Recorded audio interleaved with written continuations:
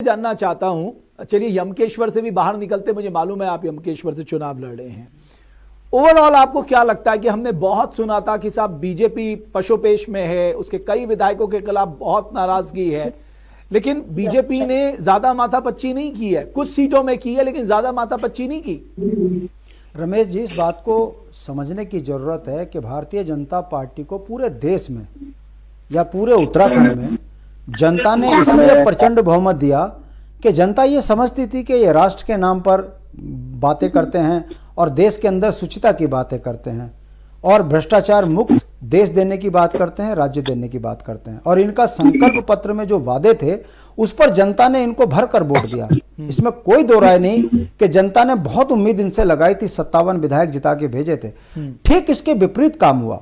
आप देख लीजिए, 44,000 करोड़ के कर्जे से 70,000 करोड़ का कर्जा हुआ। कांग्रेस के किसी नेता को जो है ना तो इन्होंने कार्रवाई करी, ना उत्तराखंड में जो वादे इन्होंने किए थे, चाहे वो लोकायुक्त का हो, रोजगार देने का हो, किसान के घर में खुशहाली का हो, पलायन रोकने का हो, राजधानी का मैटर हो, तमाम चीजों पर भारतीय जनता पार्टी ने यू टर्न कर कांग्रेस से बढ़कर 2 हाथ आगे होकर इस राज्य में लूट खसोट मचा दी। और जनता में यह संदेश गया कि यह तराजू वाली पार्टी, यह भाजपा नहीं रही, यह आरएसएस की मानसिकता वाली पार्टी नहीं रही। इनको चुनाव जीतना है, सत्ता के लिए ये कुछ भी कर सकते हैं, संदेश यही गया है। मैं पूछना चाहता हूं, अगर कांग्रेस के नेताओं को ही टिकट देकर चुनाव लड़ाना है तो फिर भाजपा कहां रह गई, विचारधारा कहां रह गई, संघ कहां रह गया, देश सुचिता कहां रह गई? देखिए ना, 2 टिकट आप देखिए, सरिता आर्या 2 दिन पहले ज्वाइन की, दुर्गेश्वर जो है वो कल ज्वाइन किए हैं और उनको आज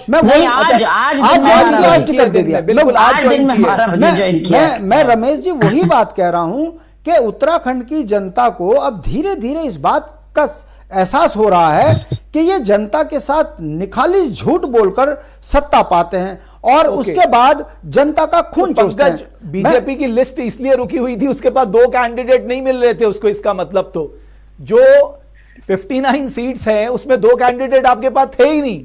मतलब 5 साल से आप फ्लरिश नहीं कर पाए 2 कैंडिडेट उन 2 कॉन्स्टिट्यूएंसी में। एक जगह आपने सरिता आर्या को दे दिया, एक तरफ दुर्गेश्वर लाल को दे दिया।